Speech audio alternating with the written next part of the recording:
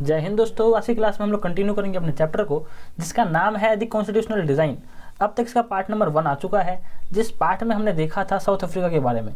South Africa किस तरीके से एक इंडिपेंडेंट देश बनता है, एक आज़ाद देश बनता है, और यहाँ पर इन्होंने अपने अपने यहाँ पर संविधान बनाए, रूल्स बनाए, रेगुलेशंस बनाए थे। अब इस वीडियो में हम लोग बात करेंगे इंडिया के बारे में। इस वजह से ये जो वीडियो है, ये जो पार्ट है बड़ा ही कमाल का होने वाला है। इसमें हम लोग देखेंगे किस तरीके से इंडिया ने स्ट्रगल किया अपने रूल्स के लिए, अपने रेगुलेशंस के लिए, अपने कॉन्स्टिट्यूशंस के लिए। तो स्टार्ट करते हैं इस चैप्टर को। हमारी पहली हेडिंग है making of the Indian constitution. अब जो हालात थे, अगर कंपेयर करते हो इंडिया को विद साउथ अफ्रीका, तो हालात एकदम अलग थे, सर्कमस्टांसेस बिल्कुल ही अलग थे, क्योंकि इंडिया एकदम ह्यूज कंट्री है, वर्ल्ड की 7th बिगेस्ट कंट्री है with the 2nd most populated nation, और क्या है, डाइवर्स नेशन है। कहा ही जाता है कि इंडिया की जो डाइवर्सिटी है ना, वही इंडिया की ब्यूटी है, उसी में इंडिया का असली मज़ा है। तो इस वजह से एक ऐसा नियम बनाना, एक ऐसा कॉन्स्टिट्यूशन बनाना जहाँ पर इतनी बड़ी आबादी, इतना बड़ा देश और इतनी ज़्यादा डाइवर्सिटी एक साथ आ सके, हाँ उन्हें लगे कि हाँ हम सब एक देश के वासी हैं और वो एक साथ रहने में एक प्राउड फील करे, इस तरीके के कॉन्स्टिट्यूशन को बनाना, ये हमारे लिए कॉम्पिटिशन था।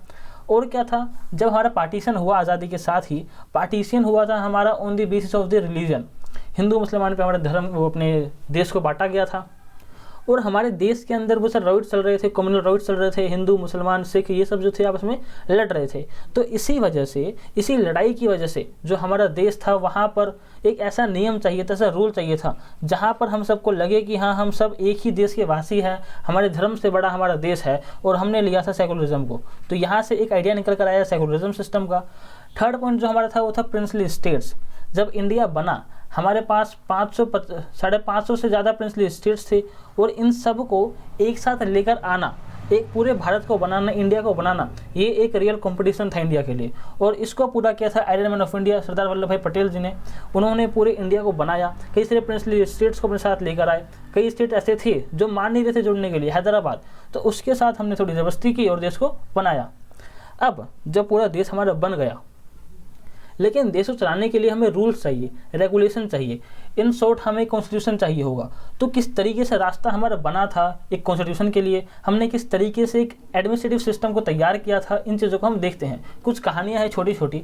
1928 ये वो समय था जब हमने ये तय किया कि हमारे देश के अंदर एक रूल बुक होनी ज़रूरी है, और पंडित नेहरू के जो पिता थे मोतीलाल नेहरू, वो उनके साथ 8 और लीडर्स जो थे कांग्रेस पार्टी के, ये सभी लोग एक साथ बैठे, उन्होंने ड्राफ्ट किया भारत का सबसे पहला कॉन्स्टिट्यूशन को। इन्होंने ड्राफ्ट किया एक ऐसे बुक को जिस बुक के अंदर कई सारे रूल्स रहेंगे, और उन्हीं रूल के हिसाब से हम अपने कंट्री को एडमिनिस्ट्रेट करेंगे। अगला सेशन हुआ था 1931 में, कराची सेशन हुआ। कराची उस वक्त इंडिया का हिस्सा था, पाकिस्तान नहीं बना था। तो उस वक्त जो मीटिंग हुई, यहाँ पर भी कई सारे डिस्कशन किया हमने, और जो बेसिक चीज़ें निकल कर आई, जो फंडामेंटल चीज़ें निकल कर आई, वो चीज़ें थी यूनिवर्सल एडल्ट फ्रेंचाइजी। इसका मतलब है देश के अंदर कोई भी इंसान हो, कोई भी, चाहे किसी धर्म का हो, किसी जाति का हो, कोई भी जेंडर हो, उस हर एक इंसान के पास एक वोट रहेगा, और वो इस वोट के दम पर कोई भी सरकार बना सकता है और कोई भी सरकार को गिरा सकता है। तो यहाँ पर ये आइडिया आया, और यहाँ पर क्या आइडिया निकल कर आया, आइडिया निकला यहाँ पर राइट टू फ्रीडम का एंड इक्वलिटी का। हमने कहा कि भैया हमारा जो देश है कई सालों से गुलाम है, तो यहाँ पर आज़ादी होनी चाहिए। लोगों ने कई सालों से अपने को एक्सप्रेस नहीं किया है, तो लोग अपने को एक्सप्रेस कर सके, अपने आप को, अपनी जो बातें हैं उनको सामने रख सके, ये राइट दिया गया। और यहाँ पर कहा गया कि हर एक इंसान इक्वल रहेगा, क्योंकि इंडिया के अंदर था एक कास्ट सिस्टम, और इसी कास्ट सिस्टम ने इंडिया को बर्बाद कर दिया। कई सारे जो फॉरेन रूलर्स थे, अगर आप देखो गजनी जो था, वहाँ से लेकर जो फिर ब्रिटिशर्स थे वहाँ तक, कई सारे फॉरेन पावर्स इंडिया के अंदर आए, इन्वेड किया, रूल किया।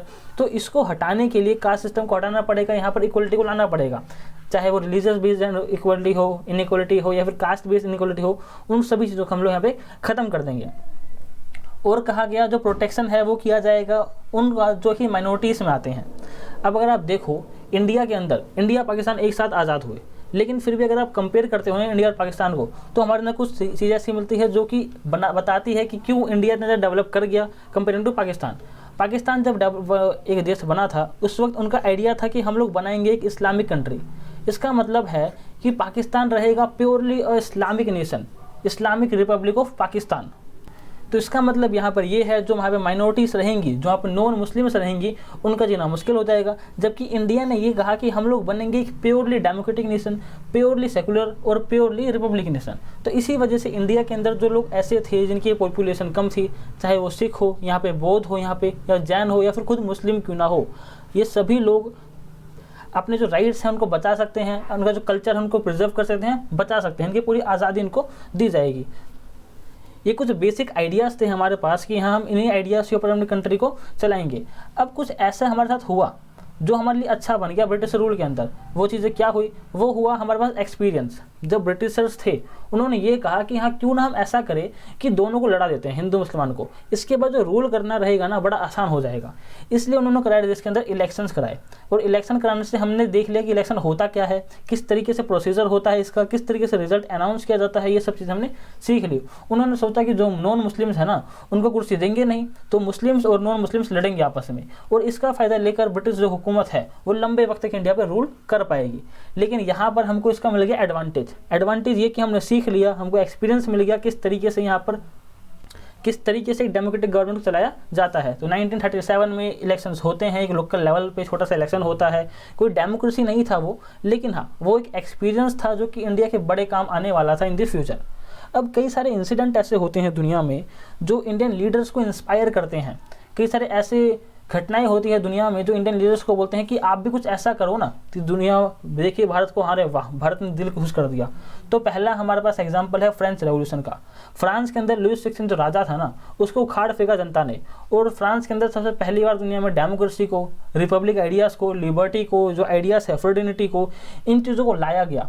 और उसके बाद वही आइडिया आज की तारीख में हम लोग इंडिया के अंदर फॉलो करते हैं। तो ये आइडिया वहीं से निकला, तो लोग बड़े इंस्पायर हुए इंडिया के अंदर, वाह देखो फ्रांस ने किस तरीके से अपने आप को एक डेमोक्रेटिक कंट्री बना दिया। अगला एग्जांपल है ब्रिटेन खुद। ब्रिटेन के अंदर था पार्लियामेंट्री फॉर्म ऑफ डेमोक्रेसी, और यही देखकर इंडियन लीडर्स ने ये कहा क्यों ना इंडिया के अंदर भी हम एक पार्लियामेंट बनाए, जिस पार्लियामेंट के अंदर जितने भी एमपीज रहेंगे वो इलेक्ट होकर आएंगे, और ये सब मिलकर बनाएंगे देश के लिए लॉस, और इसी हिसाब से देश को चलाया जाएगा। तो बड़ा ही इंस्पायरिंग आइडिया था ये, और इसी के हिसाब से देश को तैयार किया गया। अगला था bill of rights in the US. America obviously बड़ा ही एक पावरफुल नेशन है, सुप्रीम पावर बोलते हैं उसको वर्ल्ड की। तो उसके बाद जो आइडिया है ना ये बड़ा ही कमाल का है। इसने कहा कि हमारा बिल ऑफ राइट रहेगा, इसके हिसाब से देश के अंदर सभी नागरिकों को राइट्स मिलेंगे कि आप आज़ाद हो, आपके पास राइट टू वोट है, आप जहाँ मन किया वहाँ जा सकते हो, दिल्ली से मुंबई जा सकते हो, आप बिल्कुल फ्री हो। तो ये जो फंडामेंटल कुछ राइट्स हैं इंडिया के अंदर नाम दिया गया इसको फंडामेंटल राइट्स। तो जो फंडामेंटल राइट्स है ना ये आपसे कोई छीन नहीं सकता है बेवजह। मान लो कोई क्रिमिनल पकड़ाया, हमने लेकर आया पाकिस्तान से क्रिमिनल को, अगर उसको हम बोलेंगे कि आपके पास फंडामेंटल राइट्स हैं, आप जाओ दिल्ली से मुंबई घूम लो, तो वो तो बॉम्ब ब्लास्ट कर देगा। तो उस हिसाब में उसे नहीं दे सकते फंडामेंटल राइट्स, लेकिन आम इंसान जो है वो अपने राइट्स को एंजॉय कर सकता है प्रॉपरली। अगला एग्जाम्पल है हमारे पास रसिया। बड़ा ही एक फ्रेंडली नेशन है इंडिया का, पता नहीं लेकिन कब तक रहेगा। तो रसिया में क्या होता है, रसिया के अंदर होता है रेवोल्यूशन होता है, एक सोशलिस्ट रेवोल्यूशन होता है, और एक नया आइडिया निकल कर आता है। और ये आइडिया होता है कि हम लोग अपने देश के अंदर सोशली और इकोनॉमिकली इक्वलिटी को लेकर आएंगे। ये जो आइडिया है ना ये सुनने में बड़ा ही अच्छा होता है। इस आइडिया में क्या होता है, देश के अंदर जितने भी लोग होते हैं वो सभी लोग समान रहेंगे, सबके पास पैसा एकदम बराबर रहेगा, कोई भी मुकेश अंबानी इतना अमीर नहीं होगा और कोई भी एकदम गरीब आदमी नहीं होगा। हर एक आदमी के पास एक सीमित आय होगी, उस आय में उसको अपना घर जो है चलाना पड़ेगा। लेकिन इस आइडिया की वजह से जो यूएसएसआर था वो पूरा का पूरा टूट गया, क्योंकि ये जो आइडिया था ना ये सुनने में ही अच्छा है बस, लेकिन ये जो है एक मीठे जहर की तरह है, ये पूरा ज़िंदगी उसका बर्बाद कर दिया। और आज की तारीख में एकदम सेम यही चीज़ फॉलो कर रहा है चाइना, और इसीलिए कहा जाता है जो चाइना है इसका भी टूटना पक्का है, आज नहीं तो कल चाइना टूटेगा ही टूटेगा। तो जो लीडर्स थे, जो ये इंसिडेंट थे, इनसे हमारे लीडर्स बहुत ज़्यादा इंस्पायर हुए। उन्होंने कहा कि भैया हमारे देश के अंदर ये चीज़ें आनी चाहिए। जब हमारा देश आज़ाद होता है, हमारे देश के अंदर ज़रूरत थी एक संविधान की, एक कॉन्स्टिट्यूशन की। तो इस कॉन्स्टिट्यूशन बनाने के लिए देश के अंदर हमने कई सारे फॉरेन आइडियाज़ को लेकर आए, कई सारे ऐसे कॉन्स्टिट्यूशन को लेकर आए जो हमारे लिए एकदम एलियन टाइप थे। जैसे ये आयरिश कॉन्स्टिट्यूशन है, यहाँ से हमने उठाया DPSP का कॉन्सेप्ट। DPSP जो है इसका मतलब ये है कुछ ऐसे काम हमें करने हैं जो हम अभी नहीं कर सकते हैं, वो हमको फ्यूचर में करने हैं। क्योंकि जब देखो 1947 में जब हम आज़ाद हुए, हमारे पास पैसा नहीं है हमारे को, लेकिन इकोनॉमिक डेवलपमेंट करना है, यहाँ पे एजुकेशन बढ़ाना है लोगों को, हमें यहाँ पे रोड एंड ट्रांसपोर्ट पे खर्चा करना है। लेकिन ये चीज़ हम कर नहीं सकते हैं क्योंकि पैसा हमारे पास बिल्कुल भी नहीं है, जेब एकदम खाली। अंग्रेज जो है वो लूट कर ले गए। तो यहाँ पर इन चीज़ों को हमें डाल दिया गया है DPSP में। जो भी गवर्नमेंट आएगी, यहाँ पर एक और चीज़ है uniform civil code. Uniform civil code का मतलब ये है कि हमारे देश के अंदर सभी जो लोग रहेंगे ना, वो एक यूनिफॉर्म सिस्टम के तहत रूल किया जाएगा उनको। आज के तारीख में क्या है ना, अगर डिवोर्स लेना है तो हिंदुज़म में एक तरीका अलग है कि आप ऑफिस जाओगे, आप साइन करोगे तो एक अलग सिस्टम है। लेकिन इस्लाम के अंदर क्या है, वो तलाक तलाक तलाक बोलते हैं, हो जाता है। तो यहाँ पर एक यूनिफॉर्म सिस्टम की ज़रूरत है। तो इसी चीज़ को इंट्रोड्यूस करने की सरकार जो है वो कोशिश करती रहती है हमेशा, और धीरे धीरे करती भी रहेगी। इन शॉर्ट ये जितनी भी चीज़ें रहती है, ये हमारे फ्यूचर प्लान्स है, ये हमारे जो फ्यूचर गवर्नमेंट है उनको आइडिया दिया है कि आप इसी चीज़ को लेकर काम करेंगे। अगला जो हमारा एग्जांपल है, अगला जो हमारा कंट्री है वो है फ्रांस। फ्रांस जो है बड़ा ही फ्रेंडली कंट्री है इंडिया का। यहाँ से भी हमने कई सारी इंपॉर्टेंट चीज़ें ली है, जैसे कि लिबर्टी लिया है, मतलब देश के अंदर सभी लोग आज़ाद हैं। इक्वलिटी लिया है, सभी लोग समान हैं। और फ्रेटर्निटी लिया है। इसका मतलब है देश के अंदर जितने भी लोग रह रहे हैं ना, वो एक आइडिया के साथ रहेंगे। और वो आइडिया ये बोलता है कि देश के सभी लोग एक परिवार का सदस्य हैं। आपस में जलन ईर्ष्या ये सब नहीं करना है। हम सबको साथ मिलकर रेस लगानी है दुनिया के साथ। हमको अमेरिका की जगह लेनी है, हमको सुपर पावर बनना है। क्योंकि आपको तो मालूम ही है, इंडिया जो था वो एक गोल्डन बर्ड था। हमको दोबारा से अपनी जो जगह है वो बनानी है। अगला एक संविधान है कनाडा। जो कनाडा है, इससे हमने 2 इंपॉर्टेंट चीज़ें ली है। पहला तो है उनका सिस्टम, जो फेडरल सिस्टम है। यहाँ पर क्या होता है, 2 गवर्नमेंट रहती है। पहला है सेंट्रल गवर्नमेंट, हमारी जो सेंट्रल गवर्नमेंट है वो रहेगी, और दूसरा रहेगा स्टेट गवर्नमेंट। ये दोनों ही गवर्नमेंट जो है मिलकर देश को चलाती है। लेकिन यहाँ पर शर्त ये है, जो सेंट्रल गवर्नमेंट है उसके पास ज़रा से ज़्यादा पावर्स होती है, क्योंकि हम नहीं चाहते कि हमारा जो देश है वो दोबारा से टूट जाए। और ये जो आइडिया है ना कि हम नहीं चाहते देश हमारा टूट जाए, ये निकल के आता कहाँ से है? अगर आप देखोगे ना नक्शा खोल के कभी, कितने देश भारत से निकले हैं तो आप गिनते रह जाओगे। अफगानिस्तान, पाकिस्तान, बांग्लादेश, नेपाल, भूटान, यहाँ पे जो तिब्बत है वो भी इंडिया से निकला है। और जितने भी आसियान के जितने भी 10 के 10 देश हैं वो सब चोला एम्पायर का हिस्सा था। इतने सारे देश इंडिया से निकल कर आए हैं, और ये निकले नहीं है, ये सब टूट के निकल गए हैं, हमसे अलग हो गए हैं। तो हम नहीं चाहते कि ये जो लिस्ट है और ज़्यादा लंबी हो जाए, हमारा जो देश है और ज़्यादा टूटे। इसलिए हमने ऐसा कहा कि जो सेंट्रल गवर्नमेंट रहेगी वो स्ट्रॉन्ग रहेगी और वो पूरे देश को एकजुट लेकर रखेगी। अगला जो सिस्टम है ना, उसका नाम है रेसिडुअल पावर। इसमें क्या होता है, हमने इसका नाम बदल दिया है, हमने नाम रखा है कंकरेंट लिस्ट। इसमें कई सारे ऐसे आइडियाज़ हैं, कई सारे ऐसे पॉइंट्स हैं जिन पर अगर चाहे तो सेंट्रल गवर्नमेंट भी रूल बना सकती है, अगर चाहे तो स्टेट गवर्नमेंट रूल बना सकती है। जैसे कि हो गया एजुकेशन, हम लोग चाहते हैं कि एजुकेशन बेहतर बने। फॉरेस्ट लॉ, हम चाहते हैं कि जो जंगल हैं वो बचे, क्योंकि पॉल्यूशन बढ़ रहा है, वैसे भी जो दिल्ली में उनका सांस लेना मुश्किल हो रखा है। और हेल्थ सेक्टर हो गया, ये सब जो ऐसी चीज़ें हैं जो हम चाहते हैं कि इम्प्रूव हो। तो यहाँ पर अगर कोई सेंट्रल गवर्नमेंट चाहे तो रिफॉर्म करके बेहतर बनाए। अगर आइडिया है स्टेट गवर्नमेंट के पास तो वो खुद भी रिफॉर्म कर सकते हैं, बेहतर बना सकते हैं। तो यहाँ पर ये आइडिया हमने उठाया है कनाडा से। अगला देश है अमेरिका। जो अमेरिका है इसको हमने देखा कि इसके पास एक फंडामेंटल राइट्स का कॉन्सेप्ट है। उस आइडिया को हम इंडिया के अंदर लेकर आए हैं। किस तरीके से इंडिया के अंदर हम लोग इस आइडिया को इम्प्लीमेंट करते हैं उसको देखते हैं। तो आइडिया ये है कि उसके पास कुछ फंडामेंटल राइट्स रहेंगे, और यही राइट्स हमने उठाए हैं इंडिया के अंदर कि हर एक इंसान अपनी बात को रख सकता है। आज मैं बोल रहा हूँ क्योंकि मेरे पास ये फंडामेंटल राइट है कि मैं अपनी बात को रख सकता हूँ। आप सुन रहे हो, फिर आप जब किसी को बताओगे तो ये आपके पास फंडामेंटल राइट है कि आप अपने आप को एक्सप्रेस कर सकते हो। तो यहीं पर यही कहा गया कि हर एक देश का इंसान, हर एक नागरिक, हर एक सिटीजन ऑफ द इंडिया, ये पास ये पावर है, ये राइट है कि उसके पास वो अपने आप को एक्सप्रेस करे, अपने आप को मूव कर सकता है। ये उसके पास राइट्स हैं और कोई भी गवर्नमेंट उससे छीन नहीं सकती है। अगला है यहाँ पे जुडिशल सिस्टम। ये जुडिशल सिस्टम है ना, यहाँ पर क्या होता है, जो इंडियन जुडिशल सिस्टम है उस जुडिशल सिस्टम के पास पावर है किस तरीके से न्याय करना है, क्या उसका फॉर्मेट रहेगा। ये पूरा का पूरा सिस्टम हमने कॉपी पेस्ट किया है विद द US। लेकिन फिर भी कुछ कमियाँ हैं।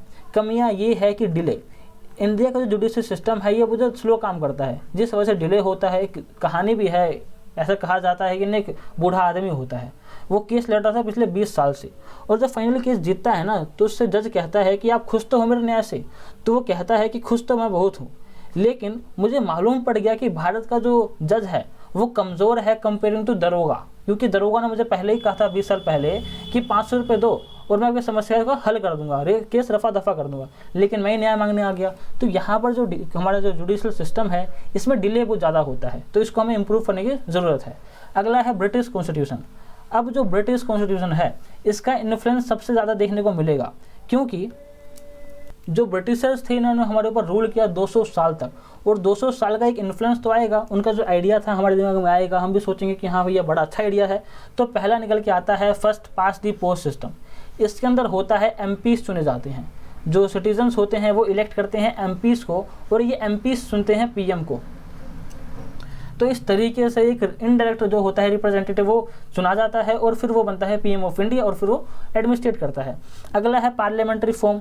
किस तरीके से इंडिया के अंदर लोकसभा है, राज्यसभा है, लोअर हाउस अपर हाउस बोलते हैं। तो ये जो सिस्टम है, ये जो आइडिया है, ये इंस्पायर हमने लिया हुआ है, हम इंस्पायर हुए हैं विद द ब्रिटिश कॉन्स्टिट्यूशन। अगला है रूल ऑफ लॉ। हमने क्या एग्जांपल देखा था जिम्बाब्वे का, किस तरीके से जिम्बाब्वे के अंदर रूल ऑफ लॉ का जो है उल्लंघन किया जाता है। रूल ऑफ लॉ का सीधा सा मतलब ये है कि हमने रूल बना दिया है, और इस रूल के हिसाब से ही आपको एडमिनिस्ट्रेट करना है, और इसी रूल के दायरे में रहते हुए ही आप लोगों के लिए जो कर सकते हो वो करो। इस रूल को आपको बदलना नहीं है। अगर आप कुछ बदलना है, अमेंडमेंट करना है, तो आप एक दायरे में रहकर ही करोगे, और वो दायरा भी सेट किया गया है, वो ही रूल है। अगला है स्पीकर। आप देखते हो कि एक जब भी लोकसभा होता है, राज्यसभा होता है, जितने भी लोग यहाँ बैठे हुए होते हैं उन सबके सामने ही बैठा होता है आदमी कुर्सी लगाकर, और ये जो आदमी बैठा होता है ये होता है स्पीकर। और इस आदमी का काम ये है कि जितने भी लोग यहाँ पर हैं उन सब की बात सुनी जाए, वो सब अपनी बात को रखे यहाँ पे, और बड़े ही शांति प्रिय ढंग से हर एक इंसान को यहाँ पे बैठ के मौका दिया जाए, हर एक इंसान में बात को रख पाए। अगला है लॉ मेकिंग प्रोसीजर।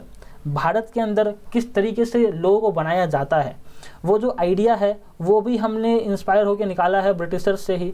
किस तरीके से बनता है, पहले जो बिल होगा वो लेकर आएंगे, बिल पास किया जाएगा हमारे पार्लियामेंट से, पार्लियामेंट में लोकसभा राज्यसभा दोनों से ही पास होगा। उसके बाद जाता है हमारे पार्लियामेंट प्रेसिडेंट के पास, और जो प्रेसिडेंट रहते हैं वो इस बिल के ऊपर साइन करते हैं, और उसके बाद ये बिल बन जाता है एक्ट। इस तहत, इस सिस्टम के तहत ही हमारा जो यहाँ पर लॉ है वो बनाया जाता है, और ये एकदम सेम वही सिस्टम है जो कि ब्रिटेन फॉलो करता है, मतलब सेम कॉपी पेस्ट हमने किया है। अब क्या है, इंडिया के पास एक्सपीरियंस है, इंडिया के पास कई सारे आइडियाज़ है, हम इंस्पायर हुए हैं अलग अलग जगहों से। अब इंडिया को सिर्फ और सिर्फ बैठना है इस जगह पर, कई सारे लोग बैठेंगे एक असेंबली के अंदर, और फिर डिसाइड करेंगे कि भारत के संविधान में क्या क्या चीज़ें आएंगी। क्योंकि जितने भी संविधान है उन सबको तो हम कंबाइन नहीं कर सकते हैं, उनके जो वही चीज़ जो क्रीमी लेयर है उनका, जो इंपॉर्टेंट है इंडिया के लिए, उन चीज़ों को हम इकट्ठा करेंगे। तो इसकी पहल की जाती है दिसंबर 1946 में। लेकिन इसके बाद हो जाता है पार्टीशन। पार्टीशन से पहले मेंबर्स होते हैं 389, लेकिन पार्टीशन जब होता है तो इस मेंबर्स बचते हैं लगभग 300, मतलब 299 मेंबर्स बचते हैं। और यही लगभग 300 लोग जो होते हैं 2 साल 11 महीने 18 दिन, मतलब एक 3 साल का टाइम पीरियड लेते हैं, लंबी डिस्कशन करते हैं, डिबेट करते हैं। उसके बाद फाइनली जाके 26 नवंबर 1949 में भारत का जो संविधान होता है ये बनकर तैयार हो जाता है। लेकिन इम्प्लीमेंट हम लोग नहीं करते हैं। हम लोग ये सोचते हैं क्यों ना इसको इम्प्लीमेंट किया जाए कुछ महीने बाद जनवरी में। इसका फैसला इन्होंने क्यों लिया देखते हैं। क्योंकि पहली बार भारत ने ये सोचा था कि हम 26 जनवरी 1930 में हम आज़ाद हो जाएंगे और पूर्ण स्वराज की मांग करेंगे। इसी चीज़ को याद करने के लिए, कहीं इस चीज़ को जनता भूल ना जाए, और जो भारत की आने वाली पीढ़ी है, नेक्स्ट जनरेशन है, कहीं भूल ना जाए भारत की लड़ाई को, तो उसको याद रखने के लिए इसको हमने इम्प्लीमेंट किया था 26 जनवरी को। अब 1930 का लौट कर आएगा नहीं, तो 1950 को हमने इसको इम्प्लीमेंट कर दिया, और आज के दिन ही मनाया जाता है, मतलब 26 जनवरी को मनाया जाता है रिपब्लिक डे इंडिया का। अब देखो अगला एक लाइन है, रीज़न। ऐसा क्या कारण है जिस वजह से हम एक्सेप्ट कर ले भारतीय संविधान को? कुछ कारण तो होना चाहिए ना। ऐसे संविधान तो बहुत सारे हैं, क्यों हमने एक्सेप्ट नहीं करते अमेरिका के कॉन्स्टिट्यूशन को? क्यों हम फ्रेंच कॉन्स्टिट्यूशन एक्सेप्ट नहीं करते हैं? इंडिया ही क्यों? क्योंकि जितने भी लोग थे वहाँ बैठे हुए वो सभी लोग भारत के रिप्रेजेंटेटिव थे, और वहाँ पे इलेक्शन तो हुआ नहीं। तो ये कैसे हुआ? जो इलेक्शन हुआ था, छोटा सा इलेक्शन हुआ था बाय द ब्रिटिशर्स, तो वहाँ पर जनता ने वोट तो डाला था ना, उसी वोट में जो एमपीज चुन के गए, या फिर आप कह लो जो रिप्रेजेंटेटिव्स हैं इंडिया के, वही सब बैठे वहाँ पर असेंबली के अंदर, उन सब ने मिलकर बनाया भारत का संविधान। और वही संविधान आज की तारीख में भारत को रूल कर रहा है, और वही संविधान आज की तारीख में भारत की तेज डेवलपमेंट में योगदान दे रहा है। अब यह है उस वक्त का इंडिया बिफोर 1947, जब देश आज़ाद हुआ उस वक्त किस तरीके से पार्टीशन किया गया। ये जो एरिया था ये दिया गया, इस पार का जो एरिया है ये दिया पाकिस्तान को, और ये जो बांग्लादेश है ये भी एरिया मिला था पाकिस्तान को। इसका नाम था ईस्ट पाकिस्तान, इसका नाम था वेस्ट पाकिस्तान। लेकिन 1971 की जो वॉर था उसमें पाकिस्तान का जो ये वाला एरिया था ये बन गया बांग्लादेश। इसमें इंडिया का बड़ा अच्छा योगदान था, इंदिरा गांधी उस वक्त इंडिया के पीएम थी। इस तरीके से बांग्लादेश को बनाया गया था। और साथ ही साथ ये भी कहा गया था जितनी प्रिंसली स्टेट्स हैं वो सब के सब आज़ाद हैं, जिस मर्जी उसके साथ मिल जाए, नहीं तो आज़ाद इंडिपेंडेंट बन जाए। तो सोचो इतना बड़ा जो ब्लू वाला एरिया है ये सब का सभी प्रिंसली स्टेट था। हमने इतना मेहनत से इस सबको एक साथ जोड़ा है, इतनी मेहनत से हमने इस पूरे को मिलाकर अपना हिंदुस्तान को बनाया है। और जो पाकिस्तान क्लेम करता है जम्मू कश्मीर उसका है, ये जम्मू कश्मीर सिर्फ और सिर्फ इंडिया का है, क्योंकि उनको तो मालूम ही नहीं है, जो थीफेल बच्चे हैं वो सब।